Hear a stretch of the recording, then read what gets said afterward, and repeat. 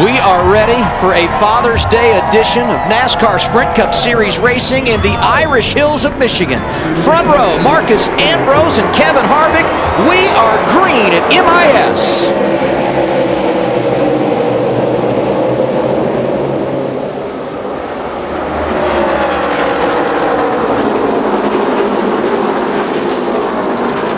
Boy, Kevin Harvick got a rotten start.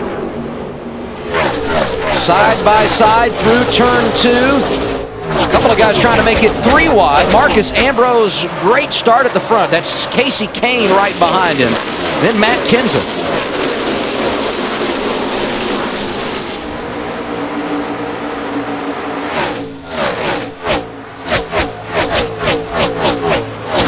Kevin Harvick started on the outside of row 1. And as we complete lap 1, Harvick finds himself back in the 5th position. Here's Regan Smith inside of Eric Almirola.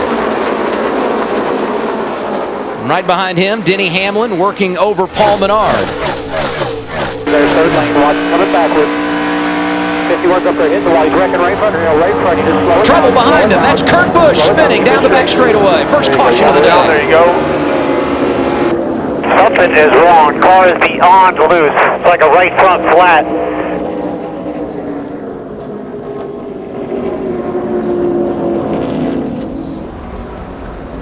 Had a caution lap 1 last week at Pocono, lap 2 this afternoon at Michigan for the man who won the championship in 2004. And Kurt had his issues up here in practice. I think he spun 2 or 3 times in between this and the nationwide cars. Yeah. So he's had some issues, but you know when Kurt talks about the right front being flat, that it's so loose, that's what everybody has said, how slick this racetrack. You could see the smoke develop right there. He was already into a spin, but you see the marks. So this thing got away from him. He was pretty good ways from the wall. Whether he was outside the groove or not, you couldn't tell from that. Yeah, he's way up. Where did he get there. the damage on the front? He must have got it to somebody there. Right there, I think. Yep. Yeah, he had to have. But you see how high he was. He was pretty high right there compared to where these other guys had started the race. Kurt Busch 3rd yesterday here in nationwide competition, and there's a good look, Wally. Trying to see who he gets into right there. I can't make it out. Little bit of a brush. It's like the David Gilliland machine that got him in the right side. And we are set to put him back under green. Once again, on the restart, Marcus Ambrose, who was the race leader, has chosen the outside lane. To his left will be Kasey Kahne, row 2. Teammates Kenseth and Biffle. Logano and Harvick on row 3. Bain, Stewart, Almirola, and Clint Bowyer complete the top 10. And they've only run a couple laps, but they got a lot more confidence right now on this restart than they did at the start, because they do kind of have an idea what these cars feel like going down to 1 and 2. And I'm going to tell you something. Greg Biffle, power move here to the outside of Marcus Ambrose. But we saw on that restart a little bit loose. Oh my gosh. You see Marcus get back down in the groove where the rubber is and just kind of power up off that corner. Interesting that we have seen guys on the outside this early in the race. But it's interesting that Biffle got a little higher than where he wanted to be. He was just a little bit, so he had to give up that position. But if we saw that restart, you almost saw the 9 cars spin the tires and wiggle a little bit. I think that's why that inside lane is not as good right now, and it's not because as you anticipate when that guy goes and you go the gas, you're spinning worse than he is. And I think that's what happened to Harvick on the start. Exactly. Yeah. Kasey Kahne lost some ground on that restart. I mean, just looking right now, Ambrose sideways off the corner. I was just going to say, there's a lot of loose race cars like this. Race cars. And everybody thought they would be. You know, I don't think there was anybody that we spoke to in the countdown to green or the pre-race that didn't think this thing was going to be loose, as we see Biffle just power to the inside of Ambrose because he loses that momentum getting up off turn 2. Biffle, the new race leader, and the man that went to victory lane a week ago, Joey Logano, right in the hip pocket of Marcus Ambrose. Right behind him, Kasey Kahne. Working lap 7 of 200 here at Michigan. And off the pace, Trevor Bain. Team that's had so much success here at Michigan. The Wood brothers, 11 victories and top of the Ford. All the gauges read good. Fine is dead. Plug wire, something's off. I think it was Adam that was bringing up that could be some engine problems today, Kyle. Yeah, I think these guys had a lot of laps on their engines. I don't know. Come on now. We don't know how many laps the 21 had on his engine. We are joking about that. But he says that, plug wires, something like that. If you remember when the 99 car went out to qualify Carl Edwards, the reason he started in the back, the secondaries didn't open up. Or basically, if you had a carburetor, that's the way it would be. But his throttle linkage was messed up a little bit. That's why he only run 170, 80 miles an hour, and they cut it off.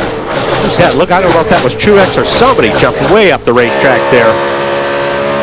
Trevor Bayne was running 7th when he had the engine problems. He's on pit road now. What do you see with Ryan Newman, Larry? Well, what I'm seeing is a man that's on a mission going to the front. Remember, had to go to the rear of the field because of an engine change. We're only on lap 7 with 3 caution laps. He's already cracked the top 20 up to 19th. So Ryan Newman making up some ground on track. Here's what teammate owner Tony Stewart was saying prior to today's race on the radio.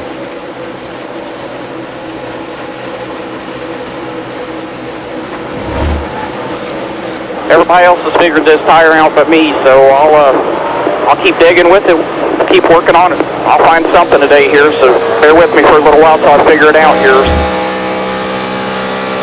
That's confidence, isn't it? Saw the big movers in this race. Ryan Newman, Kyle Busch among those that are moving forward quickly in the early portion of this afternoon's event. What's the latest on the 14, Marty? Well, as you heard Tony say, they were not very happy with his tire change. They felt like they had a winning race car with the old tire, Adam, but with this new tire, it really threw him for a loop. Tony told me I never got comfortable with the tire, and what happened just a moment ago, he came on the radio and said, hey guys, this car's actually pretty good right now. And Josh Wise going to bring out our second caution of the day. Much like Trevor Bayne, he's up in smoke in the 26 car here. We'll put lap 16 on the board as we go back green.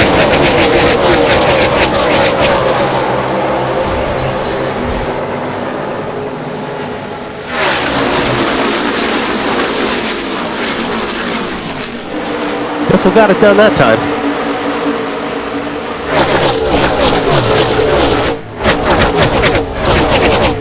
Denny Hamlin got hung out a bit in that outside lane, lost several positions. See him there on the outside of Jeff Burton, making it 3 wide. Bobby Labonte on the inside. Man, Hamlin falling back a bit early in the run, and on board with Ryan Newman, who continues to drive forward. You see, Burton got up there way high in that gray, and boy, he lost a lot of ground, and he continues to lose a lot of ground, like Kyle said a little bit earlier. The groove is down low, and you can see a lot of these guys want it down at the bottom of the racetrack right now. They're not as confident as running that high line yet. I think it'll come, but right now they're all fighting for that lane and a half on the bottom. Yes. I think I asked you in Countdown to Green, Wally, are we going to see the old Michigan where they fan out 3 and 4 wide? I think we've answered it. They're getting pretty aggressive. Well, the thing is, a lot of these guys are winding up there anyway because they're sliding up there. They're going down the corners, and like you saw Burton, every time you get a car to run that high groove up, it makes it a little bit better and better. So, yeah, I still think we're going to see it. And they're aggressive down the straightaways when you're watching it, because what they're doing is they're getting to the corners and they're all slipping and sliding, and somebody gets a good run and pulls out on everybody. Yoakum. And the 39er Ryan Newman, like you guys documented, probably the biggest gainer so far. He's up to 16th. Newman says the car chatted the tires for about the first 3 or 4 laps after each restart. But boy, that thing is definitely a rocket. And Tony Gibson told me they felt like their car actually reacted better when NASCAR and Goodyear changed the left side tires. They were pretty confident. Riding on board here with Ryan Newman. Started 43rd because of that engine change, up to 16th in the running order with 18 laps complete. We will put 19 laps on the board here, and we did get an update under that last caution when Josh Wise lost his engine that NASCAR has shifted the scheduled competition caution from lap 20 to 25. And if you're wondering what's a competition caution and why, NASCAR will do this from time to time. The reason we've got one here today, new left side tire. We had rain, so we had a green racetrack. This gives everybody an opportunity, the teams, Goodyear and NASCAR, to check these tires and make sure we don't have any problems developing. Battle for third place on the racetrack. Joey Logano's got it, and Matt Kenseth coming up behind.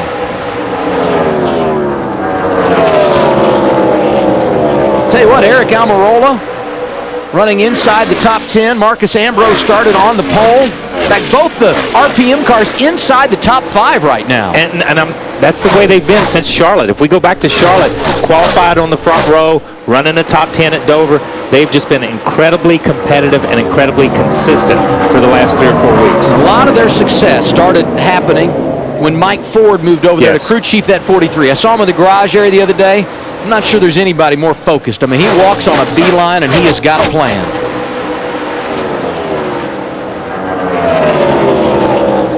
This is a Matt Kenseth kind of track. Long green flag runs. Patience is what you have to be successful. And Kenseth right where he needs to be. 4th in the running order.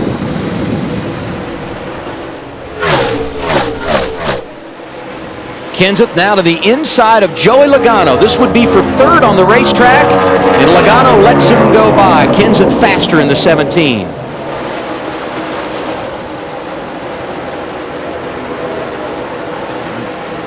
Ryan Newman, we've documented, on the move today, running right behind Bobby Labonte. Let's ride on board and see what driver 39 is looking like, Wally. Well, you can always kind of tell how the car's handling by watching the driver's hands on the steering wheel, and I've been kind of watching, keeping an eye on Ryan, and looks like his car's handling pretty well. I mean, you see him go down here in turn 1, and you can see him feeding the steering wheel, but you don't see that his hands swinging to the right, which means your car's really loose.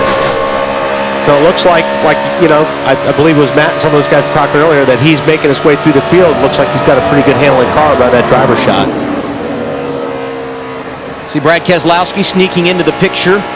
He is scored right now in the 17th position. That's Bobby Labonte in front of Newman in that bright green and blue car. And there goes Keselowski to the inside of Newman. Newman made the early charge and now drifting just a bit as Keselowski makes the move to the inside. And Keselowski, one of those drivers, he told this on Countdown to Green, he said, our car wasn't where we wanted it to be on the original tire. They gave us those new left sides and our car reacted. Brad now finds himself 16th in the running order, updating the progress of some of those drivers that started in the back and pitted there at lap 11. Jimmy Johnson up to 23rd.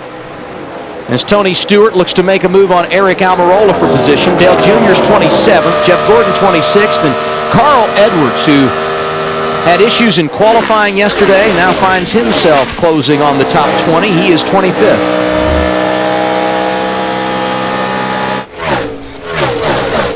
Tony Stewart started in the 8th spot, took 7th away from Casey Kane, and now opening the door for 6th on Eric Almirola in that yellow 43. Can't quite get there into the corner. Well, he's got a good run right there. And when you look at the diverse background of Tony Stewart in his racing career, you gotta love him at a place like this that's got new asphalt and there are a bunch of question marks. And you gotta like this guy too, Mark Martin in the 55 to the inside of Kevin Harvick for position. Martin has won here 5 times at Michigan. You see that 29 get sideways, getting in there, and that's the worst place to be loose at Michigan, is loose getting in, and that's what Harvick looks like right there. Caution's out. These guys are going to be making a lot of adjustments. These guys that are loose are going to be making a lot of adjustments. This is a great time to have that caution. The competition caution coming at lap 25, or with 25 laps complete. We just put 26 on the scoreboard.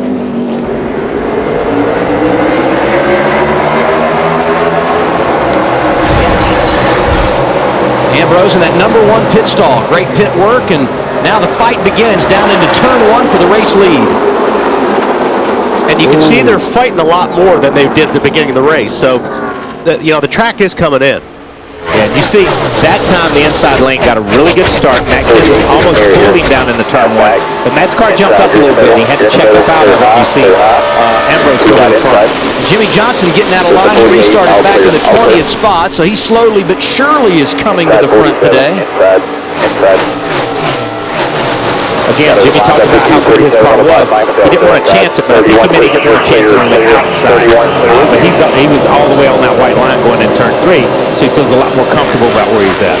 Keep an eye on Greg Biffle and Tony Stewart. They're the drivers that did take tires at lap 27 when they pitted, of the drivers that restarted inside the top 10. And here comes Matt Kenseth knocking on the door for the race lead. Inside of Marcus Ambrose, Kenseth goes to the point at Michigan.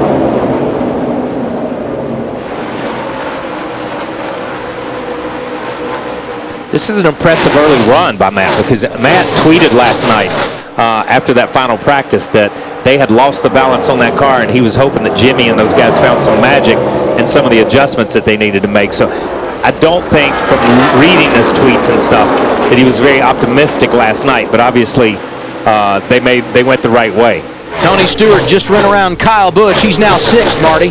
Adam, as you mentioned, 2 tires on that stop for Tony Stewart, who was surprisingly fast earlier with that race car, and here's what he had to say on the radio after a little focused in that first run. No prisoners the rest of the day. 0.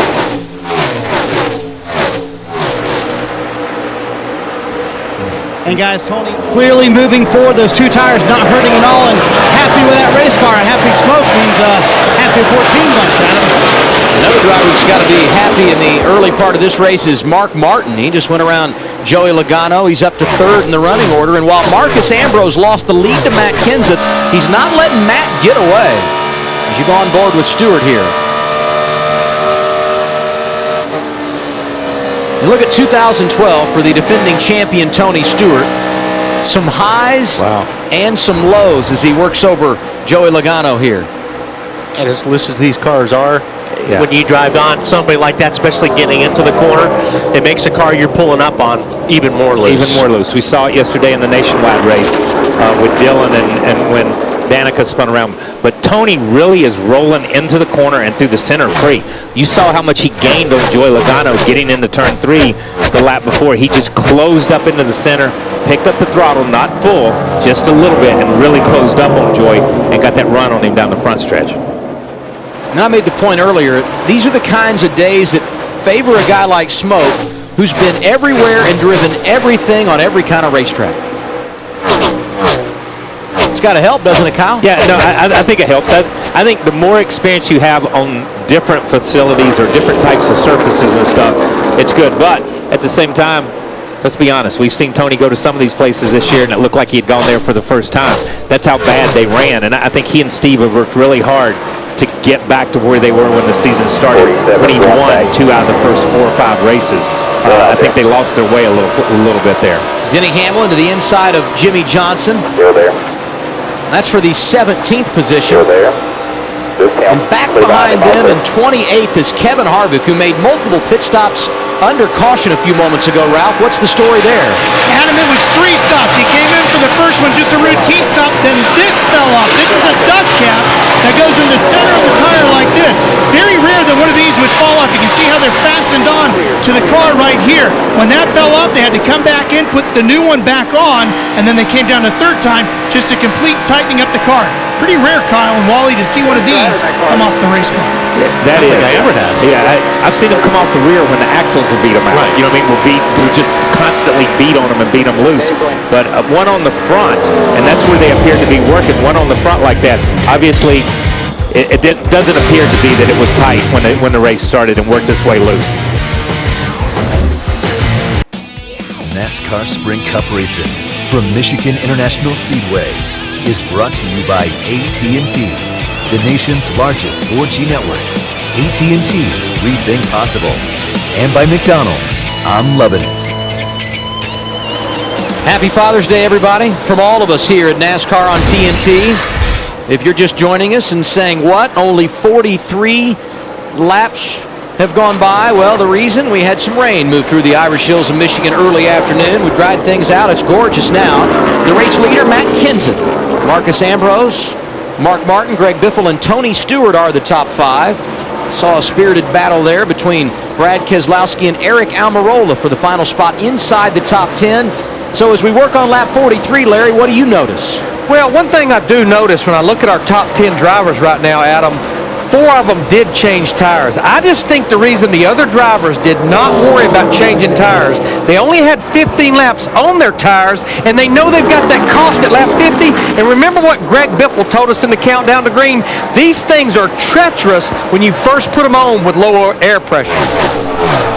You know, something we have not talked about a lot today, but appears in some different situations to be playing a role, is the draft here at Michigan. A lot of suck up on the bumper of the guy in front of you. Yeah, well, you're running the speeds these guys are. You're definitely going to see, and you always have seen it at Michigan.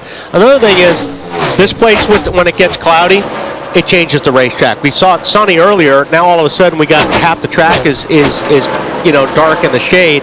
It changes the racetrack. So, I mean, these guys are going to be earning their paycheck today trying to get these cars to handle. Hey, Chris, 6 laps away from that competition caution at lap 50. What do you make of the tires? Well, under that last caution, the 16 was one of those cars that took right side rubber. And Greg Biffle was saying, hey, let's not take rubber on this stop right before he came to pit lane. But Matt Pusha told him on the radio, I want to put tires on the car. I want to see what the right side tires look like. So I feel more confident later in this race, maybe not taking tires. Matt Pusha right now telling Greg, hey, only a couple more laps. We're probably just going to do fuel on this stop, so we'll pass these guys.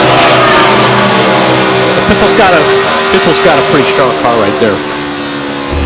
Well, he and Tony Stewart right now 4th and 5th. And following the caution a while ago on the restart, they were the 2 drivers in the top 10 that had taken tires. There are some others now that have jumped inside the top 10 since the restart that also took tires back at lap 27. And 2 names that jump out to me in the top 10, Brad Keselowski and A.J. Allmendinger, the teammates at Team Penske, as Dale Jr. goes to the inside of Ryan Newman for 12th, Matt.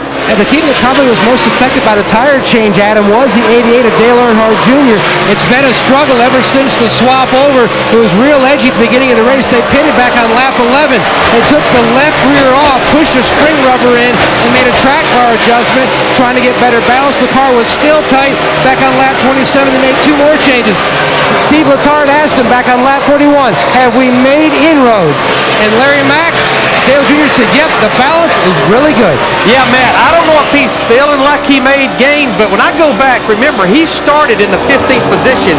He had fell out of the top 25, and I think with that change they made there on lap 11 and then 2 tires on lap 27, he's actually fighting his way to the top 10. What a turnaround for Dale Earnhardt Jr. And you know, it's amazing, Larry. He restarted 23rd at lap 31.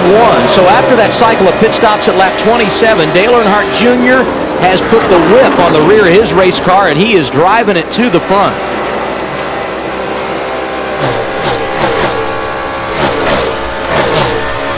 Clint Bowyer having a nice day. He's inside the top 10 in 7th. Told you about Kyle Busch. Picked up 5 positions on that cycle of pit stops a while ago. He stabilized in the 8th spot. Eric Almirola, who spent time in the top 5, is now dropped outside the top 10. He is 11th. And that's the next driver Dale Earnhardt Jr. will see on track. And the leaders are in traffic. Oh, nicely done. Kinza to the outside of Ken. Oh, look how sideways he is. That was cool. Man, that was good. That's it. Kinza unhappy there? Is that what you read into that? Hey, that was a good move on Ambrose's part. When Matt went to the outside, obviously Ambrose thought his car would stick, and it did stick until he started up off the corner, and it had just enough of that shove in it that it slid up the racetrack. That was Ken taking a Schrader. look right now. It's Ken Schrader in the 32 that they had to drive around. Ambrose has taken over the lead, and as Wally pointed out, Mark Martin is there, and so is Greg Biffle. Yeah, that closed him up. NASCAR calling for a competition caution at lap 50. And the next time the leaders come around, we will complete 50 laps, the 1/4 mark of this afternoon's 400-mile event at Michigan.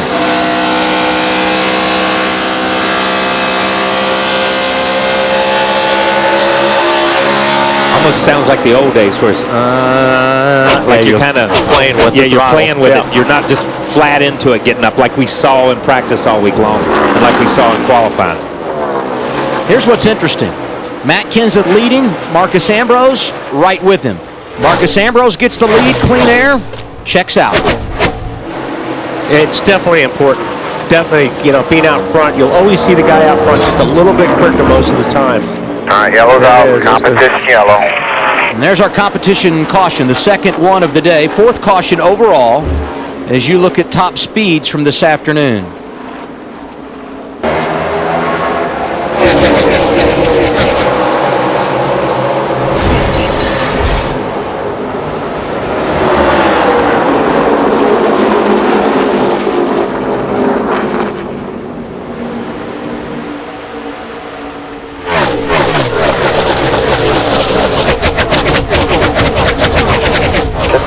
Look at a late caution. You know why it's going to be big to win the race on pit road? Lane selection. That outside lane, huge today on restarts, Wally. Yeah, Biffle got a good one there. It's going to be interesting if he just checks out. From watching his times, he has been laying down some really good laps. Now he's out front. See if anybody's got anything for him. Jimmy Johnson also has been running some very fast lap times, and that's been in traffic. Johnson's 18th after starting at the back today. Saw Martin Truex Jr. starting to come through the field. He is 12th. Maybe some drivers to keep an eye on this run. The ones that took 4 tires in that last pit stop. Tony Stewart did, Joey Logano, Casey Kane, Kyle Busch. Matt Kenseth, strong on that last run, but lost some ground on pit road. He's 7th right now. What's he saying on the radio? We got to figure this out, Jimmy, here. Man, that was bad. I thought that play would have been the fast play. We should have saved 2 seconds on that with a full tank. Yeah, we definitely didn't save any time. We lost 6 spots, and 55 got me by about 2 or 3 seconds there, at least 3 seconds or longer. Got to figure that out. I know last week it was my fault. I was stall long, but stop. We got to get this figured out, stall and get it done quicker, because you're not going to be able to pass today. And that key. I mean, as hard as everybody's running so good right now, it is difficult to pass. When you give up that kind of time in pit lane, there's nothing more frustrating to a driver than that. To that story and talking to some of the crew down here, they decided at the end to go with a full tank of fuel, but they only took 2 tires. So that's where some of the confusion was. When they took that full tank of fuel, they might as well have gone ahead and put 4 tires on, and that's a bit of where the frustration was with Matt. Correct. Yep. Yes, that's a good call, Ralph, because if you're going to put gas in it, you may as well put 4 tires on it. But and we talk about it every week. All the other broadcasters talk about it. It's the most disheartening thing in the world to work your rear end off for a few laps. Work your rear end off for a few laps, make that pass, and then give it up on pit road. You said, Wally, on the restart, it'll be interesting to see if once Biffle gets the lead, he pulls away. The answer, no. Marcus Ambrose going nowhere. And as he got up alongside Biffle for the top spot, it allowed Mark Martin to close a bit. And Dale Earnhardt Jr., who restarted 6th a moment ago, is 4th, and he's right in the middle of this mix. They're not out of the gas long. Not long at all. Not long at all. I mean, they let it roll down, and just when it settles in, they pick back up the gas and drive it through the center. Jimmy Johnson, 15th right now, Chris, but maybe some concerns in the 48 camp? Yeah, right before he came into pit lane, he told the team that the car is awesome, but it's a little bit loose in traffic. However, they took the right side tires off that car, and the right rear had blisters all the way around the center of the tire. Now, this team was having to deal with a lot of blisters on the left side of the car in practice all day Friday. Now that they've got harder left side tires, that issue that they're dealing with the handling of that car, it looks like it might be migrating to the right side. Chris, can I when he pitted early in the race and changed tires, did they put stickers on during that time, or did they put scuffs on? Do you know? Kyle, I don't know. I know they just did 2 tires on that stop. I don't know if it was stickers or scuffs. Yes. All right, thank you, man. A lot of times, and Larry can speak to this, as we come back from break, Larry can probably speak to this. A lot of times, that one heat cycle will keep a tire from blistering because it hardens it up and it changes the compound just enough. The cat in the hat, no stranger to success at Michigan. Jack Roush has won here 11 times, and his man Greg Biffle out front this afternoon in the Quicken Loans 400. The Dark Knight not only rising, it's moving to the front. Dale Earnhardt Jr. closing on 2nd place. Marcus Ambrose, your race leader, is Greg Biffle. But for more on Jr., who's trying to snap that 143-race winless streak, let's go to Larry McReynolds at our Toyota Torque Car. What's up, Larry?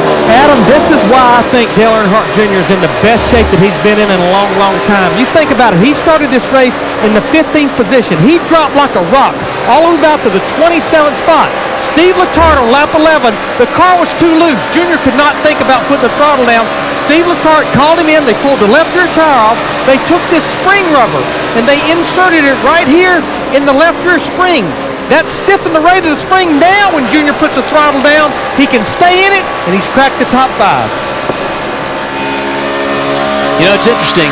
Came here on Thursday for 2 3-hour test sessions.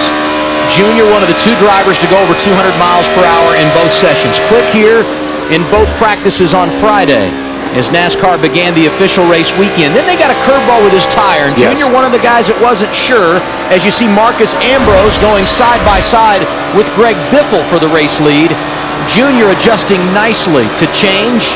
That 88's going to be right there in the picture right here there. He is. Because he catches that draft down the backstretch. Biffle slides up the racetrack. Oh, and there's Junior in the second. But Junior was the most vocal guy after that last practice last night that he didn't like the way his car was. Let's get a report from Matt on Dale Jr.'s car. Adam, you saw Larry Mack talking about pushing in that spring rubber. Dramatic change for Junior, then a slight track bar adjustment. The car has absolutely come to life. A little tight in the center at both ends of the racetrack as he works all over the 9 of Ambrose on the inside. But the biggest thing, he says the groove is starting to widen out a little bit. It was so narrow and edgy earlier on. 88 moving to the front. And Samantha's got it right. The Batmobile has come to life. Put Dale Earnhardt Jr. on the point at Michigan, but he wiggles off of turn 4. Ambrose gave a little bit of a break there. Yes, he did. But that was a power move up off turn 2 and down the backstretch. He just powered by it. That's been impressive watching him come up through there. You know, it's interesting. After Dover, where he finished inside the top 5, he was very quick to point out, we're going to some tracks where history says we may not be very good. We have got to get our act together for the summer.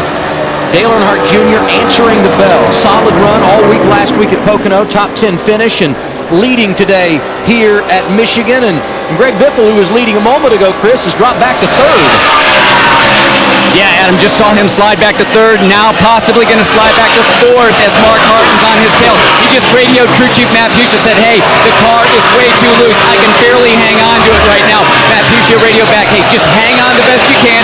This next stop, I'll get you tuned up. Marty?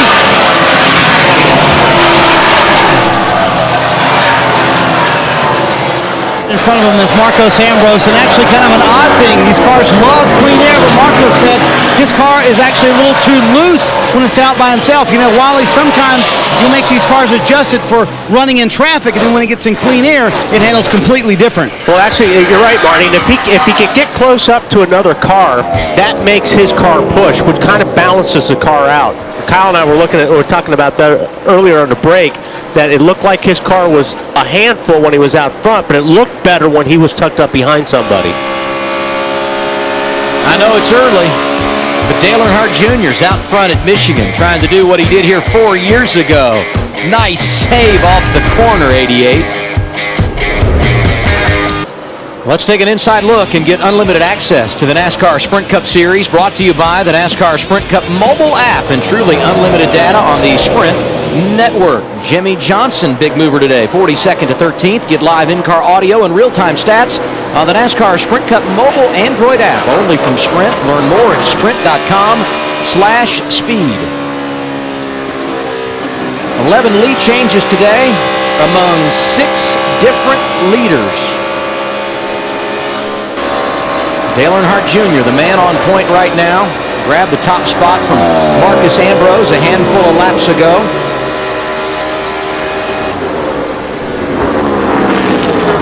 Marcus Ambrose, Greg Biffle, Mark Martin, Tony Stewart are the top 5. Matt Kenseth, who had some issues on pit road a moment ago, is 6th. Brad Keselowski is 7th. Not sure that we ever really talked about Juan Pablo Montoya, who picked up 12 spots when he came down pit road a while ago. He's in the top 10, as are Clint Bowyer and Jeff Gordon, and we're seeing some green flag pit stops here. Denny Hamlin coming down for service. Martin Truex Jr. also coming down at lap 78. On schedule for the 11 of Denny Hamlin. Tight from the center off. That's been his biggest issue all race. Just trying to find more grip. To the line. Go out there looking hard. Off of the loop.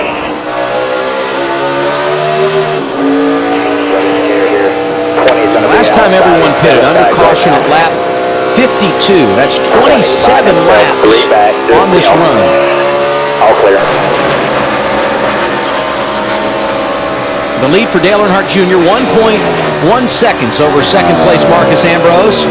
Jimmy Johnson, Jeff Gordon both started outside the top 20. Gordon because he didn't qualify well. Johnson on an engine change. Gordon is in the top 10. in 10th, and Johnson right behind him in 11th, and Carl Edwards starting to make some things happen. Junior's really been the first guy who's driven to the front, taken the lead, and driven away. Yep. The other guys, as we saw, the 16 car of Biffle, or the 17 of Kenseth, or the 9 of Marcus Ambrose, when you look at it, they could just maintain. A.J. Allmendinger spent a lot of time in the top 10. He comes down and make a pit stop, and while he's there, we get a caution for debris. A lot of damage on that right rear of the 22. I don't obviously got in the wall or something, but I don't know if it's a crush panel or something out of that race car that has caused the debris on the racetrack. You can see it just kind of sticking out there to the right. Allmendinger spent a lot of time inside the top 10. There you see some foam blowing around on the back straightaway. Well, that's out of probably Allmendinger's car. Yeah. Wonder where that foam came from. That's the, here we go, right here. We see him. Well, it's already kind of laying it's there. Already there. That's interesting on where that came from. Well, they've been a lap before. Yeah. If he has, I can't tell if he has the damage there or not. Well, you'd think we would have been able to see that though with the way it's. Well, they're saying it came out of the safer berry, not from the race car. Yeah, and at certain angles, you can see there's huge pieces of foam stacked between the sulfur wall.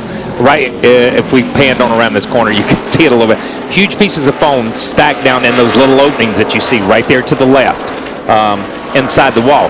And one of them could have just come undone and just been drawn out by the force of the air coming by into the middle of the racetrack. And maybe that's what happened to the 22. Could have hit it. Yeah. Could have hit it when the first time buyer or something.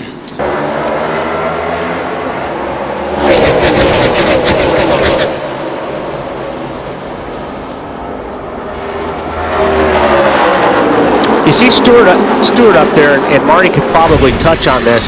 It looked to me like Tony's car didn't come in until later on in the run. It looked like he struggled at the first part of the run. I don't know what adjustments they've been making.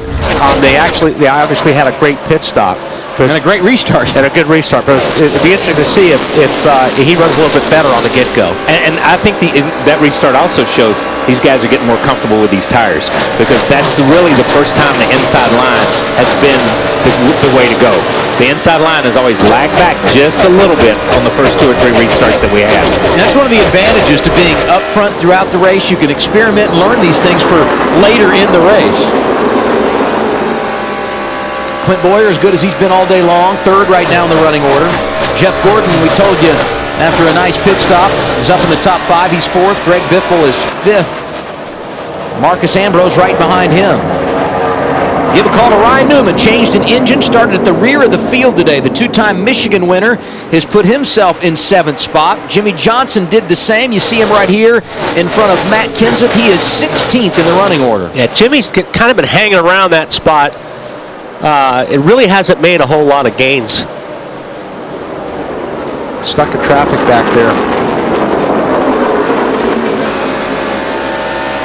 It's time now for KFC Fresh Off the Wire.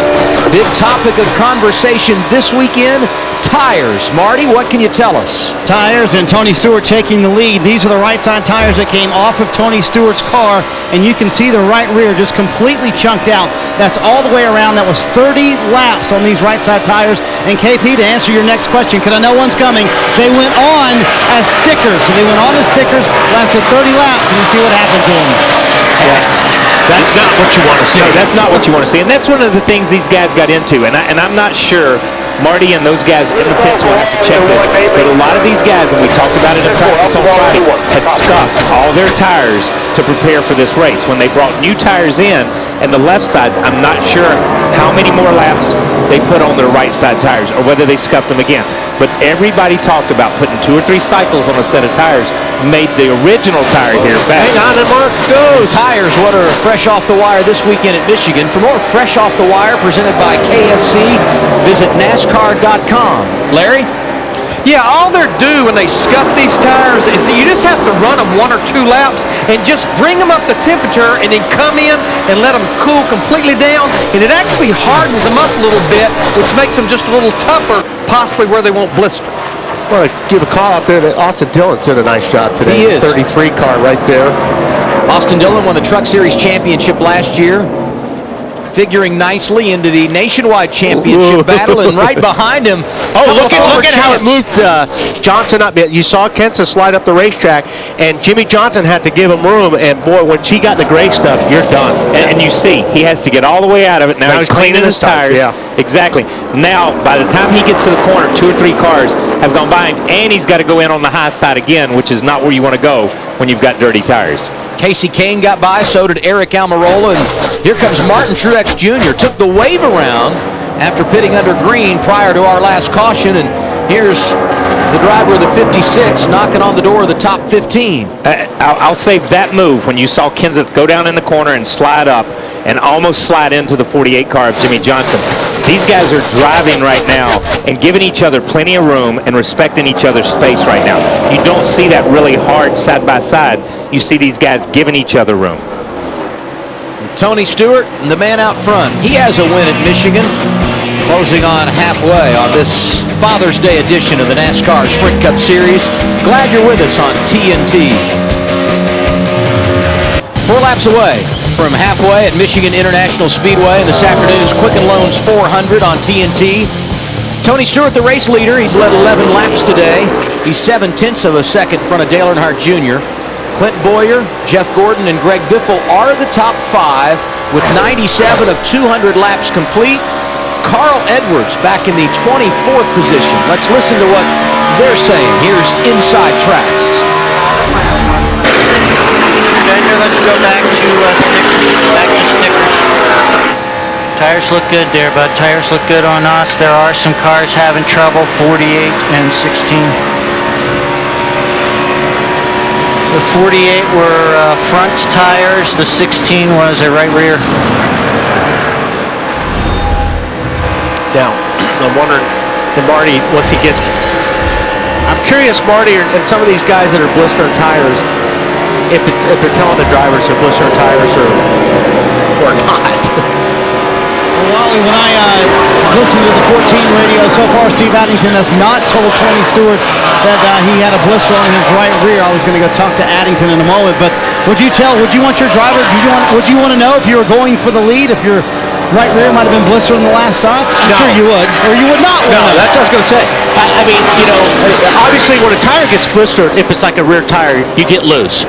And loose is okay when you're driving hard and all that, but I don't really want to know on blistering tires unless it gets to the point where it happens early in the run and they tell you have to change your driving style. Yeah, exactly. And until that crew chief says, look, we've seen little blisters or we've seen these things and they're not going away, you're going to have to back it off a little bit. Right. But for where they're at right now, these things are chunking, and Marty talked about them just chunking out.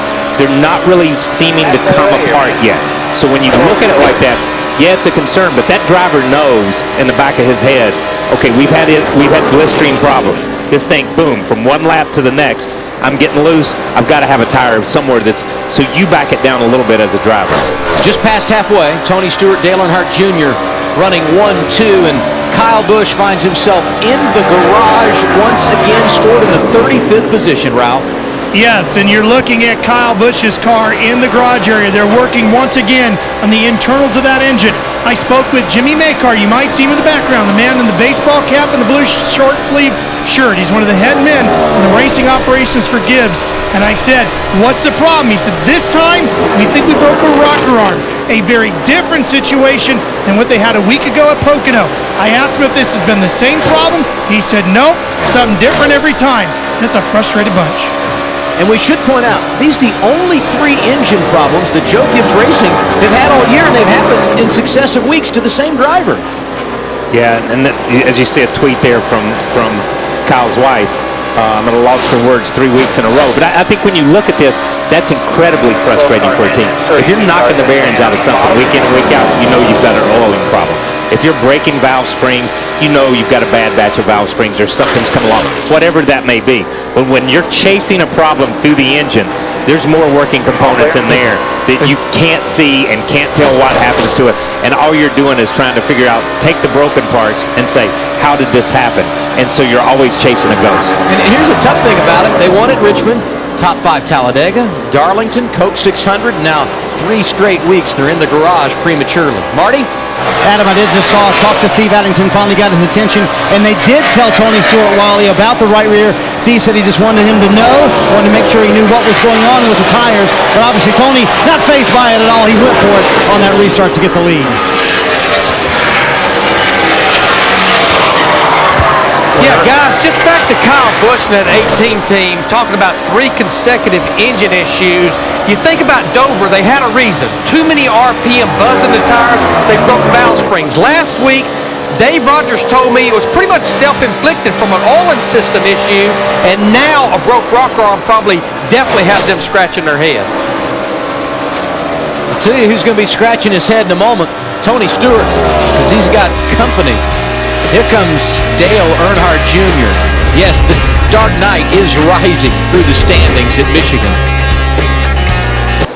108 of 200 laps complete at Michigan International Speedway and the Quicken Loans 400. And there is a new sheriff in town, and his name, Dale Earnhardt Jr. While we were away at break, Tony Stewart, the race leader, you ride on board with Jr. Stewart said, "Go on by, you were faster, my man." Jr.'s back on point. Tony Stewart running second.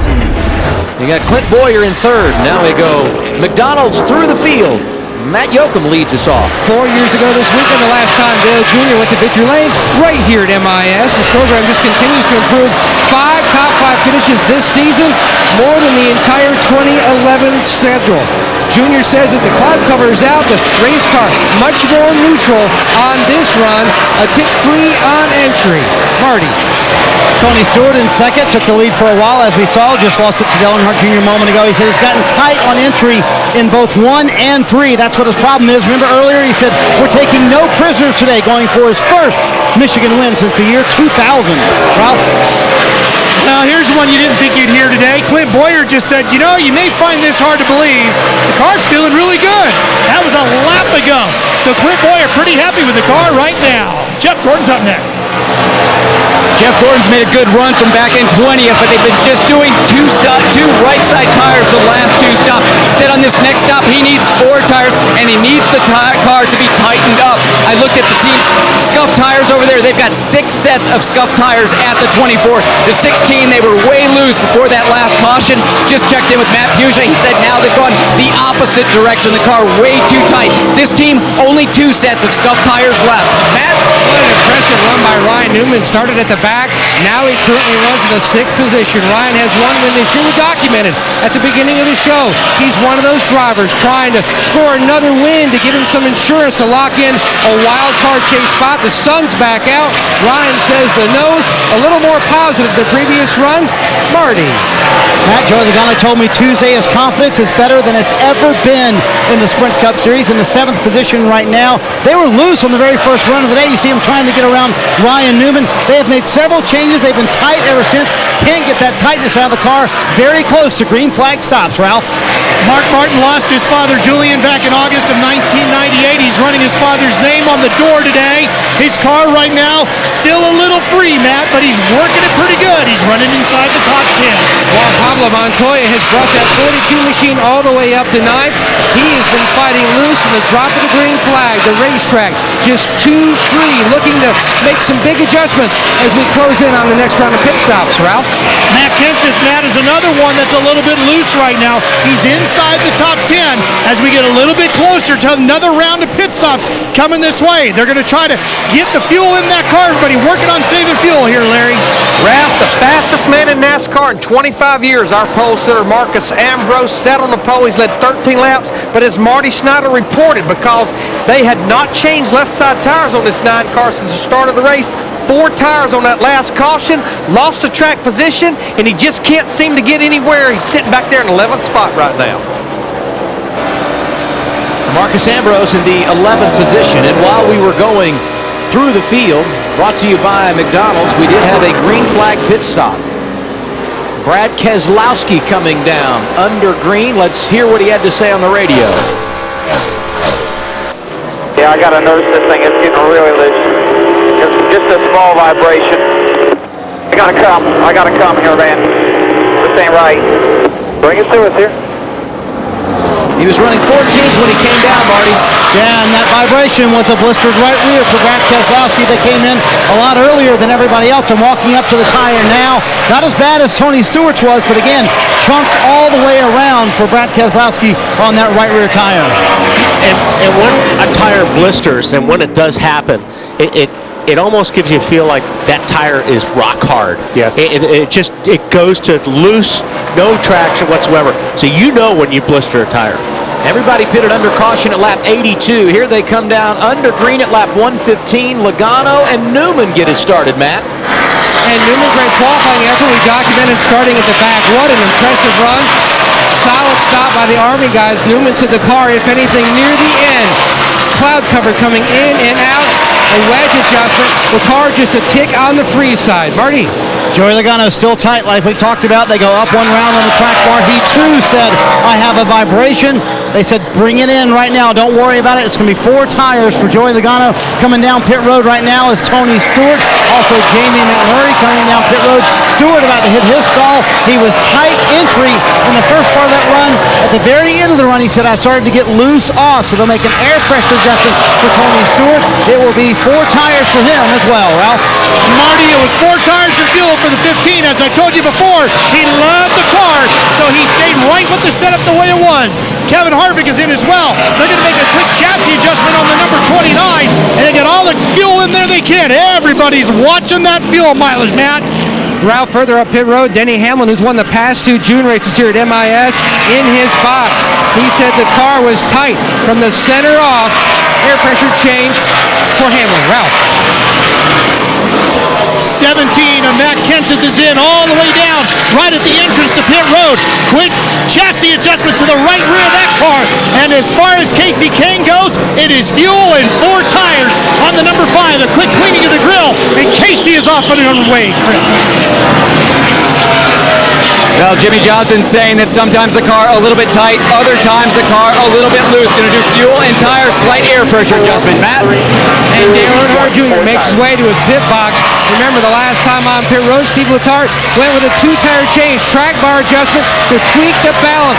This time they're going to go 4, just keeping the cycle of 4 to 2 to try to keep this car, Chris, on 2 tires as much as possible. Now they're going to try and loosen up the 16. Got a wedge adjustment at the left rear, 4 tires fuel. Marty? Marcos Ambrose all the way at the end of pit road. He said his car got a little too tight this time when he was in traffic. It's going to be 4 tires for Ambrose, who, as Larry Knight pointed out, never made his way back into the top 10. Matt?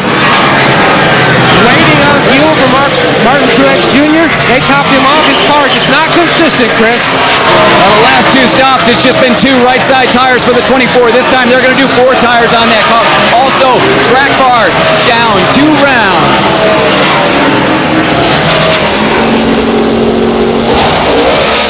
Jeff Gordon getting his service at lap 119. And we have just about gone through the complete cycle of green flag stops as we have crossed past the middle stages of the Quicken Loans 400. One driver that is yet to come to pit road under green, the man you see right here, Juan Pablo Montoya, has inherited the race lead, and we have a caution, 6th of the day, and once again it's Kurt Busch down the back straightaway. I think Kurt would like to go home right now. Yeah, and you know, he's already got damage, so he's got his hands full anyhow.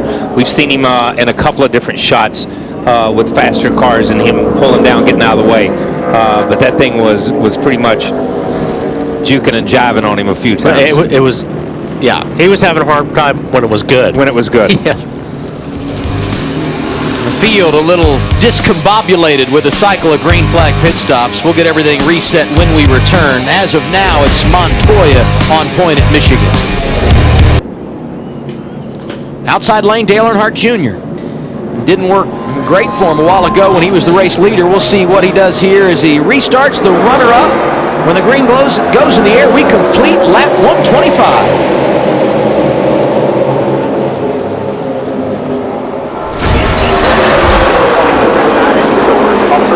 Montoya giving a little shove there to Junior, who goes around Gordon on the outside. Backing up in the third lane up here, 2 wide inside. Bowyer getting aggressive in the outside lane. Oh, there's Joey Logano around. Hard into the wall in the back straightaway. Casey Kane, David Gilliland among those that got damage. Wow. hard to tell where that started at. You just saw the 20 car come back across the racetrack the wrong way. Yeah, you don't know if he got tagged or not, but wow. Look at the damage on that. Comes up off the corner. He just turned down to avoid the 38 car, and when he did, it just got loose on him. It got loose, and then he overcorrected right around the 38. I mean, yeah, that was like he was going to the 38 car. Like he was going to slap the 38 with his right rear, and then drove right around the front of the 38. Gillen got way up in the racetrack, and he just Logano just went down to avoid him. And cold tires, new tires. It's like Joey spins himself trying to keep from hitting somebody. Yeah. Dale Earnhardt Jr., Jeff Gordon, teammates at Hendrick Motorsports, sharing the front row, and Tony Stewart getting out of line early as we go down into turn 1. And they're going to be 3 wide. 3 wide there. Now back to 2 wide. 16 with the 42. Stewart able to drive around Montoya, and it's Dale Jr. who grabs the point off of turn 2. Greg Biffle in that mix. Still inside in their quarter. You're in the middle. You're in the middle. You're in the middle. Really slipping the slide. Here we go. See Montoya up there. There goes Denny Hamlin down on the apron, into the grass. Big damage for the 11. Caution is out for the 8th time today. And I was just getting ready to say, these cars are really slipping and sliding on new tires. They go down in the corner and go straight up the racetrack. It just looks like a slide job. On top of it. It's incredible. He was running in the 14th position when he got sideways off the corner. Hamlin has won the last 2 races here in June, and that thing's on fire. Yeah, he's going to probably want to get out of that pretty quick. I'd say real quick. There's a great onboard shot. Find the fireman. So you got Kyle Busch, who went to the garage area with engine troubles. He's back out and running, but more than 40 laps down. Joey Logano in the garage, and now you got Denny Hamlin climbing out with big problems to his race car. You get so much stuff hooked to your helmet and everything these days. It takes a little time. And they sprayed so much of that fire extinguisher in there, he probably couldn't breathe because it's just being sucked up into the car with him. He wasn't as concerned about the fire as he was the extinguisher. Hamlin walked away fine. Crew members there to help him out. Looked like, yeah, it's good to see. Some of the other crew guys from Kyle Busch's group over to help Denny get out.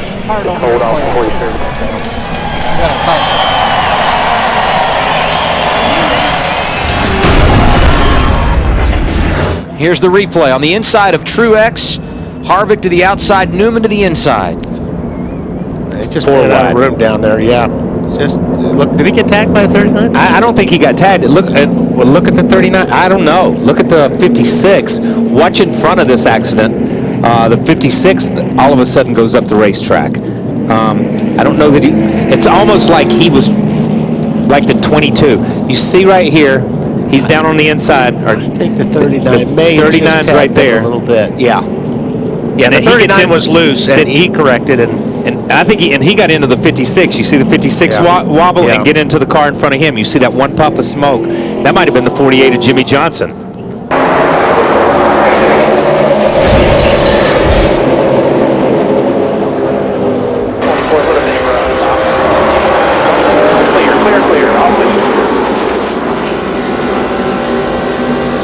Dale Jr. grabs the point on the restart, and Tony Stewart strong again.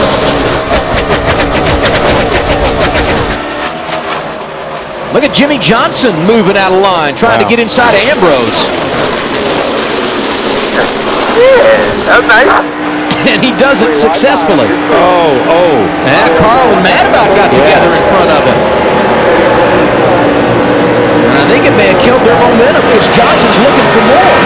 Definitely killed the 99 of Carl Edwards. Definitely killed his momentum. How about Jimmy Johnson? Started this day at the tail of the field with an engine change. They worked hard all day to get to the front, and right now he's scored in the 8th position. Johnson never won here at Michigan, one of 5 tracks where he's yet to go to victory lane. Got to give a call to Montoya, who's 6th. And he has been in the top 10 most of the day. I mean, they've just kind of hung in there. And we've documented over the last, couple of weeks, but even on doing other stuff, how the chassis teams just have not performed this year like they have in the past. His teammate Jamie McMurray back in the 13th position right now.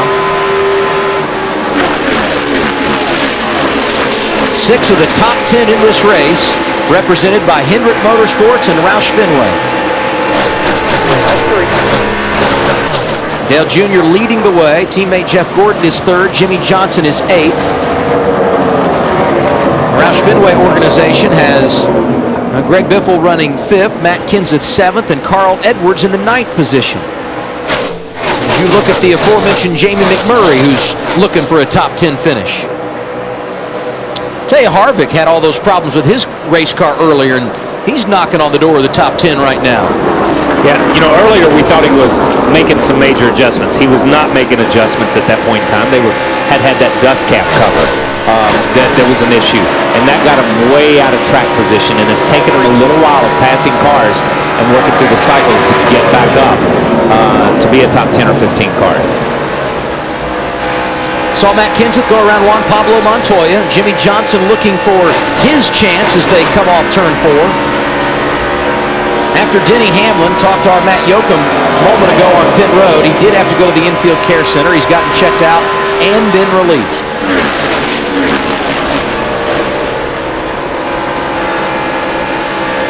Closing on the 3/4 mark in today's event here in Michigan.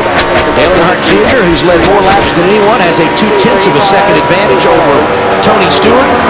Jeff Gordon 1.3 seconds behind his teammate. Gordon in 3rd. Bowyer and Biffle complete the top 5.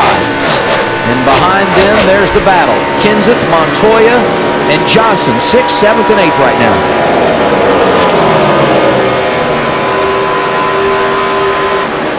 You know, Marcus Ambrose, he's a road course guy, there's no doubt. When we go to Sonoma next week, he'll be one of the drivers everybody's got their eye on. He's one at Watkins Glen, so we know how strong he is. But started on the pole today, and he's been in the top 10 most of the afternoon until right now. That's Mark Martin going around for the final spot in the top 10. You know, Ambrose has run good on a lot of ovals. He's really good at great at Martinsville. You know, they keep putting runs like this together. He's going to get it over.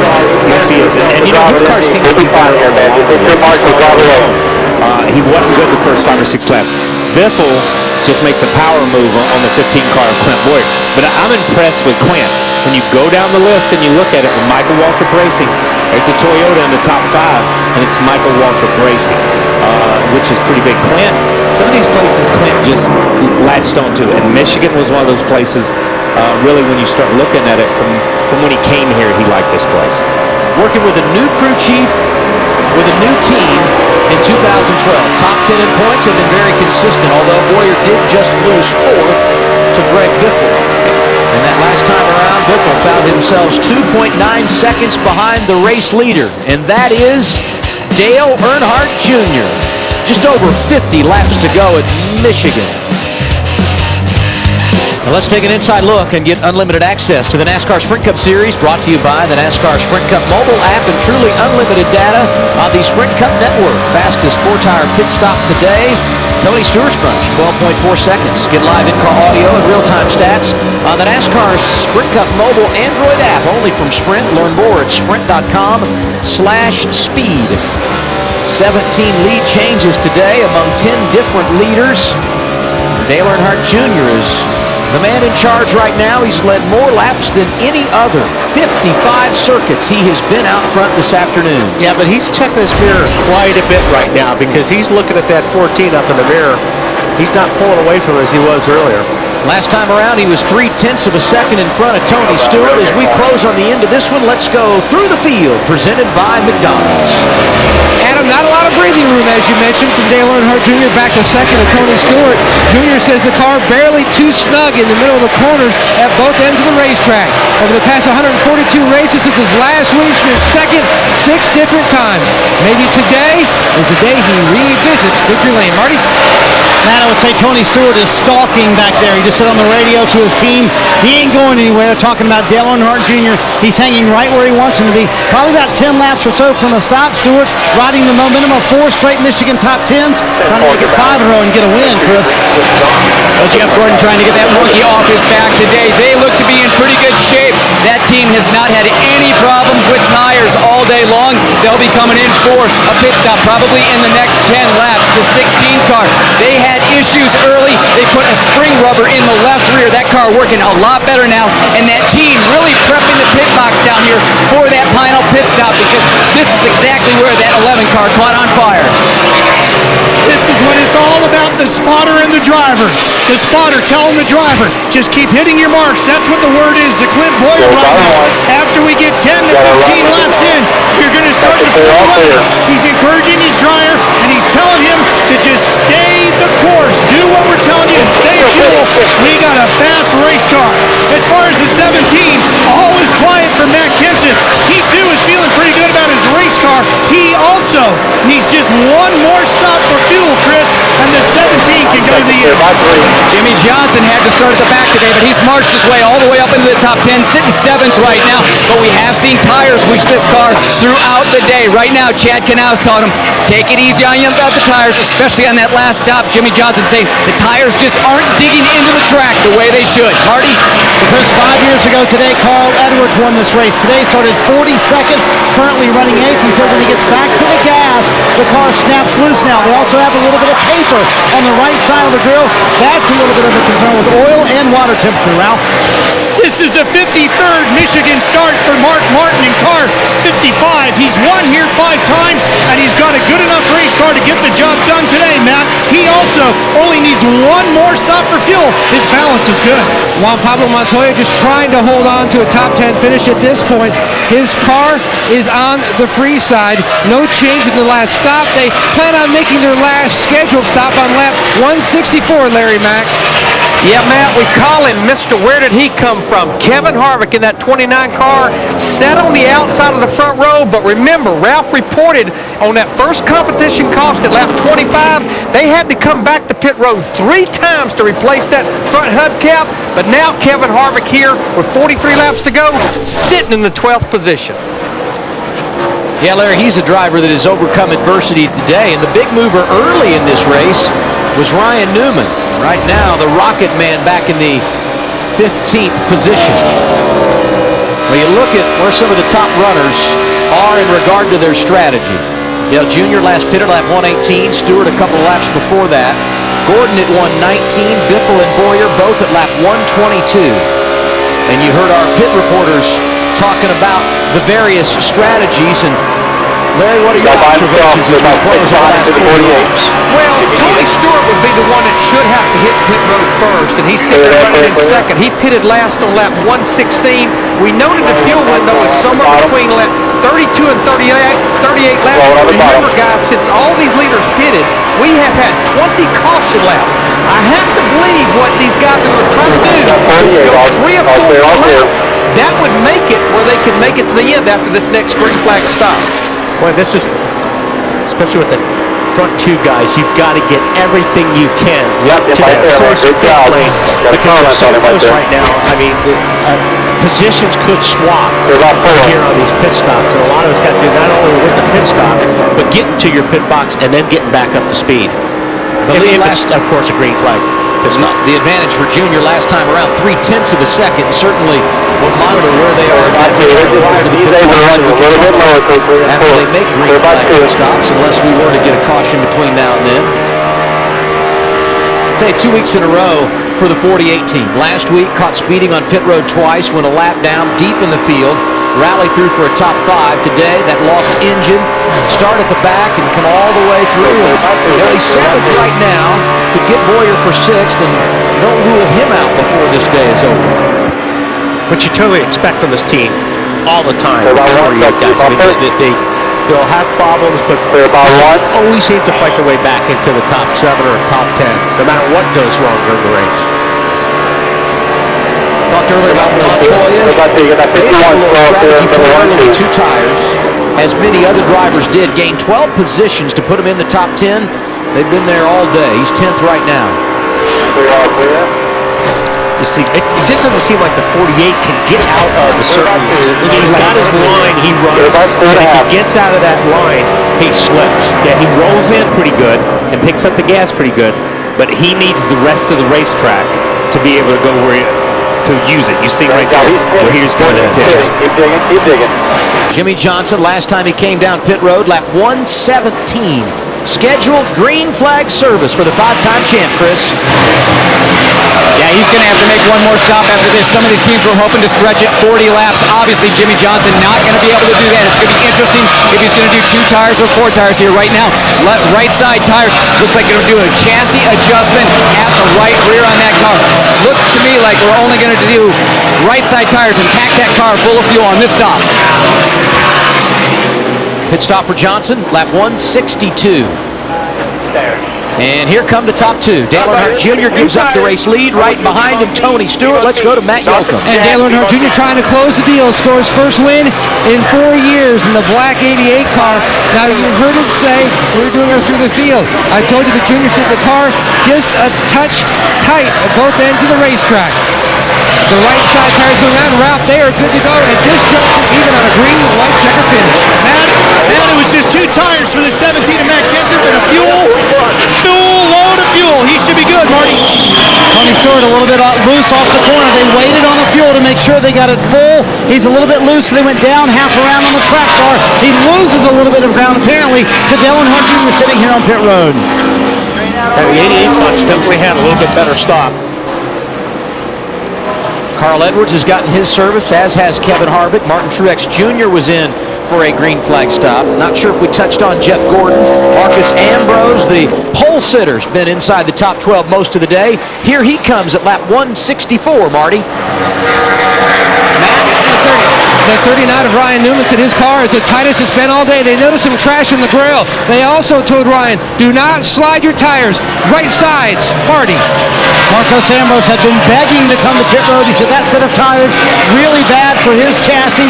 It's going to be 2 tires. He was extremely tight, had a bad vibration the whole run. Just 2 tires full of fuel, Chris.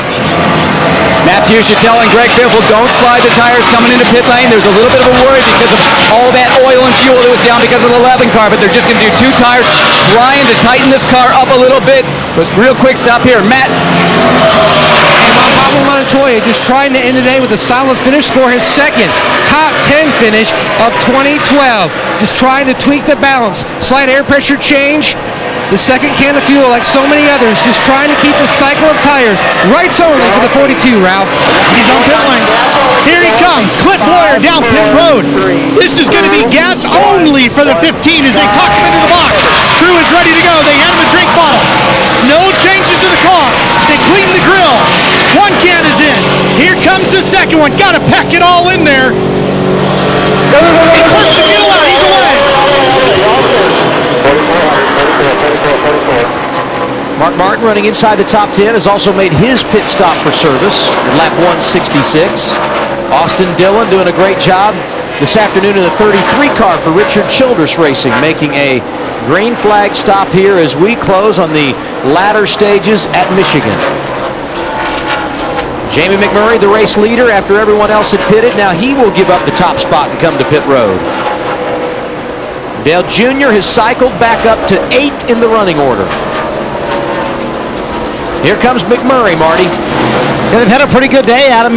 McMurray told me before the race started that the new tire really helped out their chassis, set up a bunch. They had a loose car for much of the first half of the race, but it's been better here in the second half of the race for McMurray, running around the 12th position for much of this run. It'll be right side tires for McMurray and full of fuel. They tried to clean the grill. They have a little bit of debris there. They didn't get all of the debris off that grill, Adam. Brad Keselowski, Jeff Burton, the only 2 drivers that have not pitted in this exchange under green. Dale Earnhardt Jr. back up now, running in the 3rd position as things continue to cycle through. And once Brad and Jeff Burton make their stops, it will be Jr., Stewart, Biffle, Kenseth, and Jimmy Johnson, the top 5. And based on the numbers we're seeing right now, Johnson would have picked up 2 positions in this exchange of stops. Brad Leaton at his home track, but he's going to have to pit in a moment. Back to Michigan after a break. When we went to break here at Michigan, Brad Keselowski, Jeff Burton running 1-2. They have made their scheduled green flag pit stops, and that puts Dale Earnhardt Jr. back in the race lead with 27 laps to go. When the cycle of stops began, he was 0.8 of a second in front of Tony Stewart He now has a 2.5 lead. And he's actually gained a little bit of that in the last 3 or 4 laps. When they came out, he was about a second ahead of Stewart. Like you said, it's the 2.5. He's the only driver this season, Wally, to complete every lap. He's got 11 top 10 finishes in 14 races. He hasn't won since we were here 4 years ago. 10-4 on the tight. 25 to go this time by. That top stat, only driver all year with the that's an impressive stat. That truly is. Because the two of you know how difficult it is to bring it every week. Yes. We talked about earlier at Pocono that you keep putting those runs together, you're going to win a race eventually. Ooh. Matt Kenseth out of shape, opens the door for Jimmy Johnson. This is the battle for 4th. Jimmy come up at him, and it just, that 17 got free. Johnson grabs the position. And Jimmy's a little faster right here. The 17, as we noticed earlier, had worked his way around Juan. Then the 48 had to work his way, and there was a huge separation. The 48 had run the 17 back down. And want to confirm for Jimmy Johnson fans, he made that pit stop at lap 162 under green. He is good to go the distance on fuel.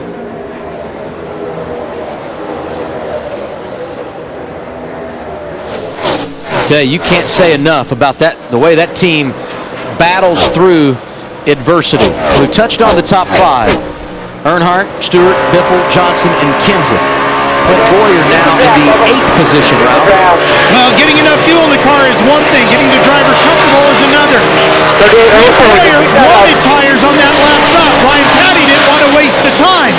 Bowyer's not happy about it. Listen to the radio conversation because at some time, it's a crew chief that just has to make the call. I didn't want to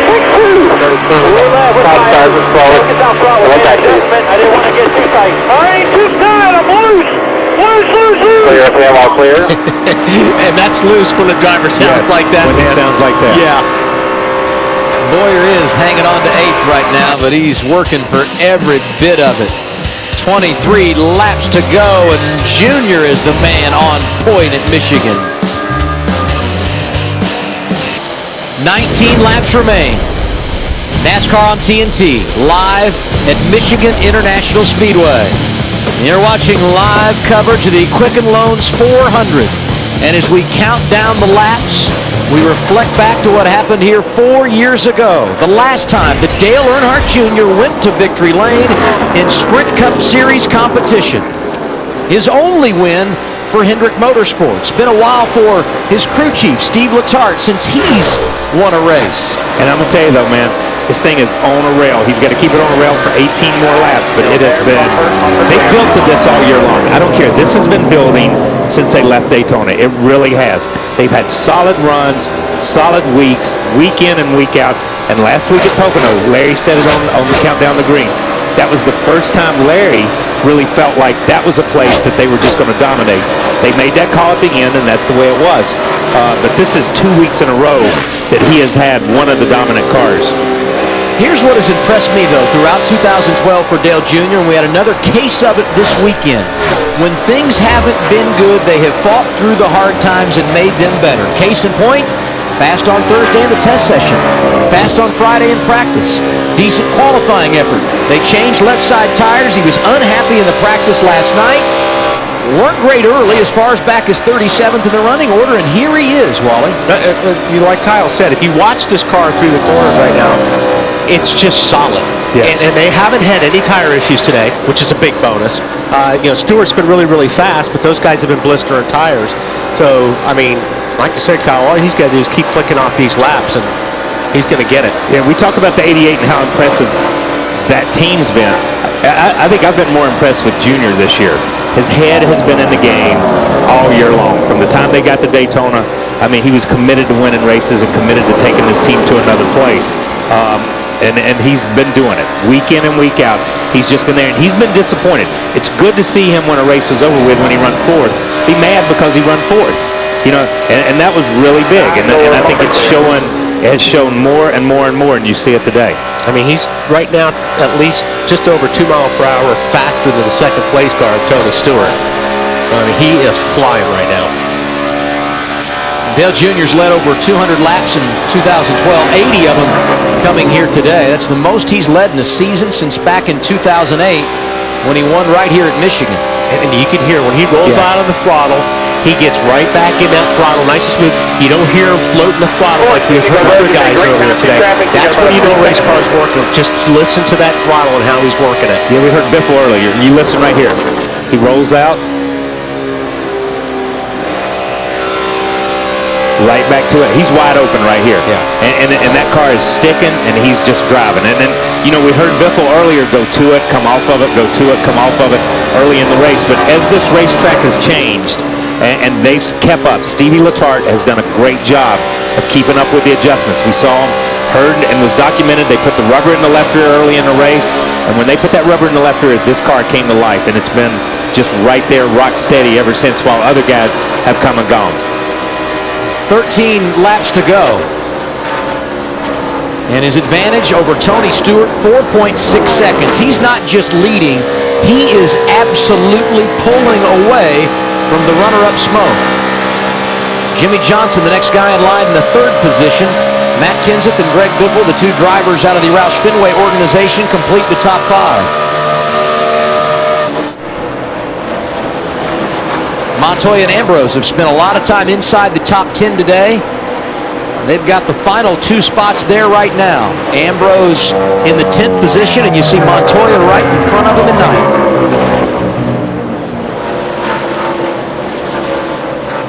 Casey Kane involved in that accident. He's back out and running now. He's 42 laps down, but you take him out of the equation, and he'd been pretty strong. You got Gordon, Johnson, and Jr. all out of the Hendrick stables running inside the top 6.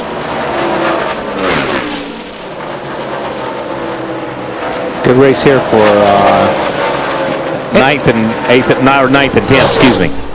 I think we talked about it earlier. I think Ambrose's car just works better behind somebody else's car. Yeah, it seems to. It was that way in the beginning, and he's worked a little bit better on longer runs. He's come from farther back and moves up 3 or 4 positions every time we've had a caution. Coming to 10 laps to go here this afternoon, Larry.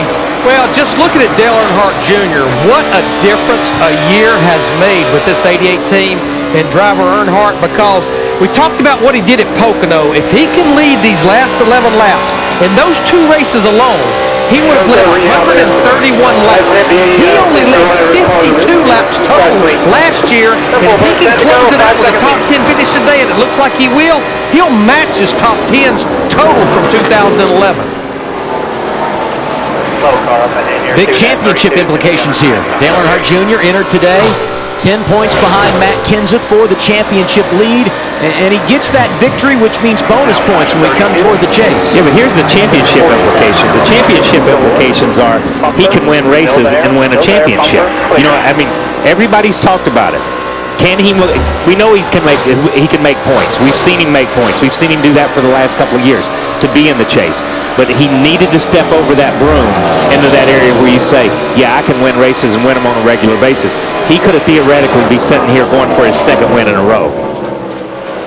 Well, he's finished 2nd 7 times since he last won here 4 seasons ago. And you think about some of the moments. Last year's Coca-Cola 600, coming to turn 4, runs out of gas. Martinsville, when Kevin Harvick got him in the closing laps.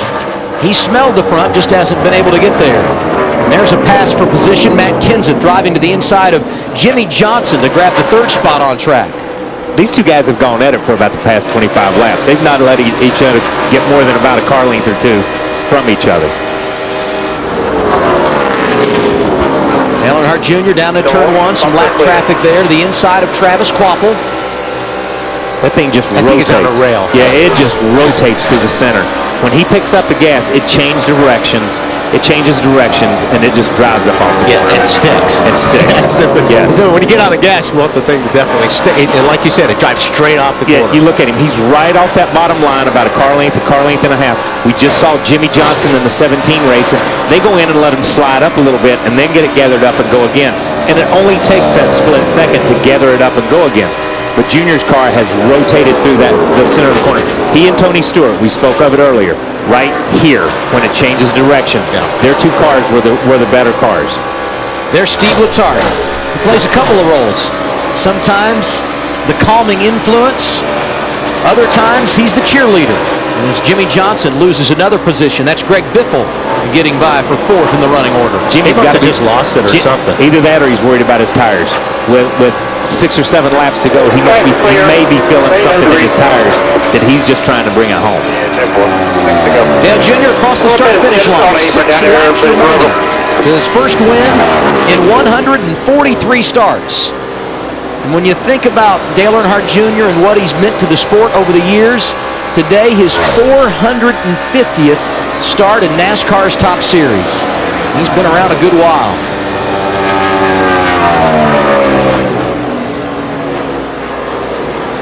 Dale Earnhardt Jr. very much aware of the fact that he hasn't won in a while as he comes around here and sees 5 laps remaining. How's he feeling inside the race car, Wally? I got over 5 seconds, so nice to hear. 5 more. That right there is what you want to hear. I mean, you've got 5 seconds. Your car's working great. You got 5 laps to go. I mean, basically, you're on cruise right here. Just don't make any mistakes. But the biggest thing is he's not being pressured. So, yeah, if he had someone right in his rearview mirror, you could understand feeling the pressure, thinking about the long winless streak, and maybe having your hand forced into a mistake. When you got a big lead, that's got to help. Yeah, but I don't think Junior's ever really thought about the long winless streak. He just thought about winning the race and getting to where he's at. You know, he's always played it off. I don't think he played it off as much as he truly felt that and believed that he was going to win again.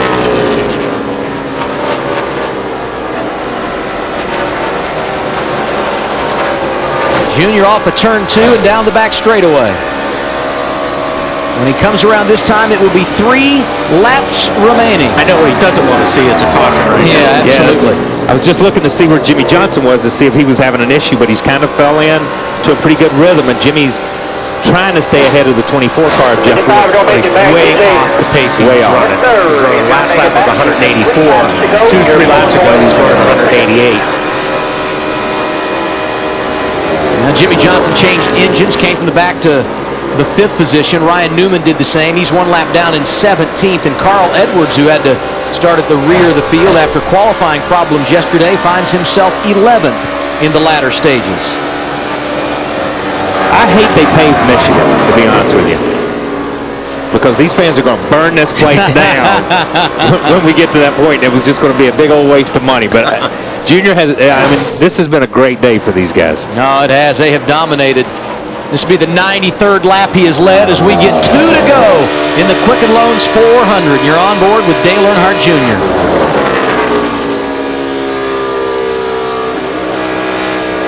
Look at how that steering wheel, how steady that is. Yeah.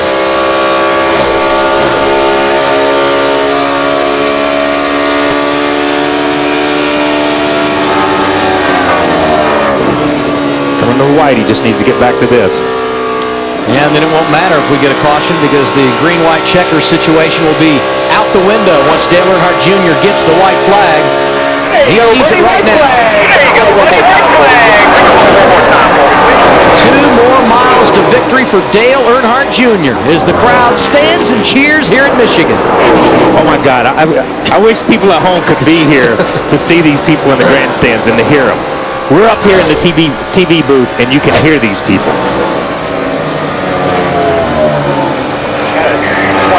Junior down the back straightaway and into turn 3 for the final time. There is going to be a party in Junior Nation tonight. The streak is over. Dale Earnhardt Jr. back to victory lane in Michigan.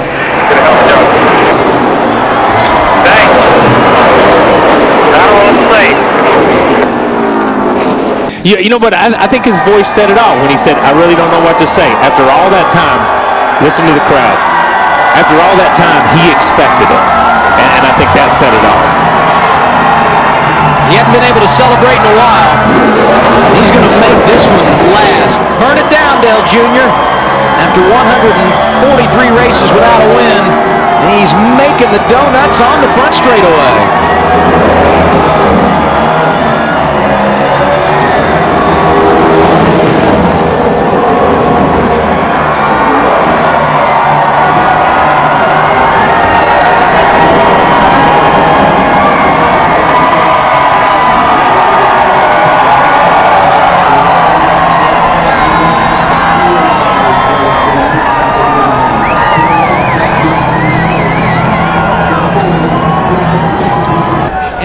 last 4 years, Dale Earnhardt Jr. has finished second 7 different occasions. This year they said they were going to take it to a whole new level.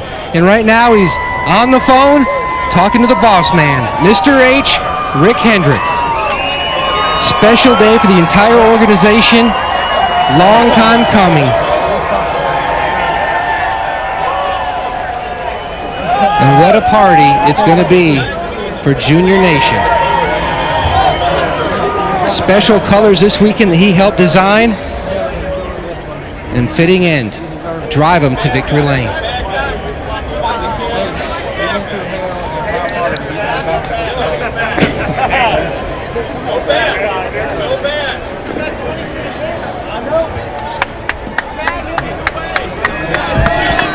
And here he comes.